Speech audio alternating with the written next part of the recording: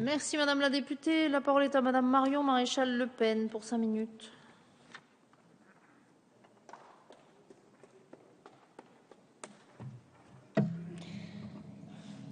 Merci Madame la Présidente, Monsieur le Ministre, chers collègues.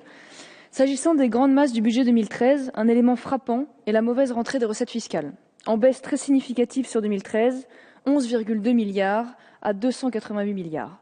Autrement dit, entre ce que prévoyait le gouvernement il y a un an et aujourd'hui, il y a une différence de plus de 11 milliards dans le mauvais sens. Cette fois, il n'est pas possible d'incriminer la faiblesse de la croissance car elle était intégrée. Il faut trouver ailleurs les raisons. C'est l'augmentation de la dépense publique et son corollaire, l'augmentation des impôts. Les dépenses publiques dépassent désormais les 57% du PIB, preuve que seul le rythme de croissance de ces dépenses a été ralenti, mais qu'elles croissent toujours. Or, pour financer ces dépenses, la gauche a poursuivi la hausse de la fiscalité.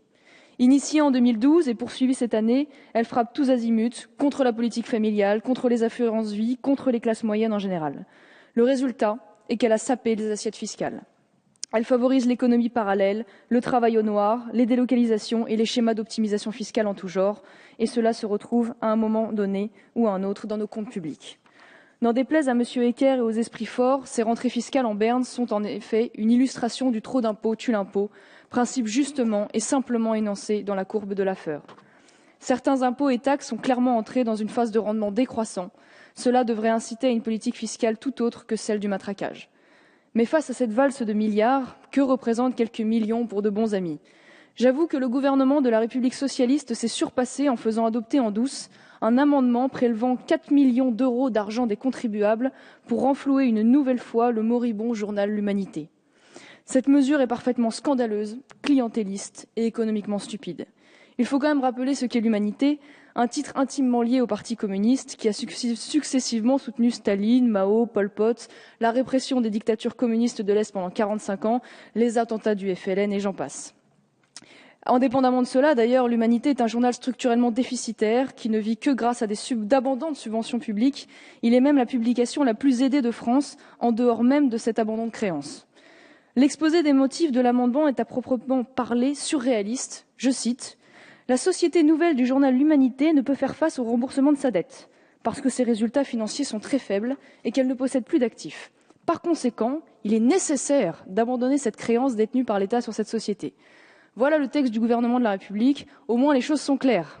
Qu'en pensent les ménages en surendettement ou tous ceux qui peinent à financer leur maison, leur santé, leurs études? Qu'en pensent les artisans, les petits patrons étranglés par le fisc ou l'URSSAF?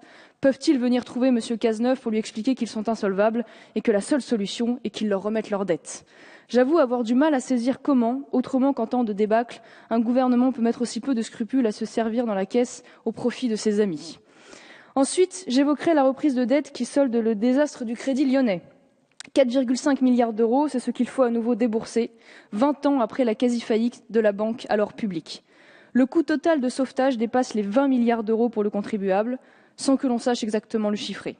Merci aux dirigeants de l'époque qui auront inventé la banque industrie, investi à tort et à travers dans les studios de cinéma aux côtés d'hommes d'affaires véreux, pour enfin finir au tribunal, il est vrai, bien clément à leur égard. Le Lyonnais est l'exemple de la gestion désastreuse d'une grande entreprise publique par les hauts fonctionnaires, comme de leur totale impunité. Son président, Jean-Yves Abreur, inspecteur général des finances, était l'ancien directeur du Trésor. Il a écopé en appel de 1 euro de dommages et intérêts dans cette affaire. La liste des ardoises laissées aux contribuables ou aux actionnaires par les inspecteurs des finances en place était longue. François Elbronner au GAN, 8 milliards d'euros, Michel Bon à France Télécom, Pierre Bilger à Alstom, Jean-Pierre Messier chez Vivendi, également 20 milliards de pertes, etc., etc. Lorsque l'on voit les chiffres des finances publiques, on ne peut que voir le parallèle. Ce sont les mêmes élites, la même classe politique qui a envoyé le pays et les générations futures dans le mur de la dette et de l'austérité. Et je ne parle pas des nouveaux 8 milliards de garanties accordées à l'UNEDIC qui reportent sur l'État et les contribuables les difficultés de nos systèmes sociaux. Un mot pour conclure sur la nouvelle dérive du coût de l'AME, mesure symbolique qui représente une nouvelle rallonge de 156 millions d'euros en plus des 588 déjà engagés pour la gratuité totale des soins pour les clandestins. 264 000 bénéficiaires, 10 000 de plus qu'estimé. Ce que nous redétions est avéré. Le dispositif s'emballe et son coût est exponentiel. Des 600 millions d'euros prévus pour 2014, à combien finirons-nous après les signaux désastreux que vous avez envoyés cette année? dépénalisation du séjour irrégulier, inapplication des décisions d'expulsion, augmentation des régularisations et régularisation des prostituées clandestines, affaire Leonarda. Ne vous étonnez pas après cela que nos comptes dérapent. Les Français et les étrangers en situation irrégulière d'ailleurs apprécieront, Merci, Madame la eux qui se députée.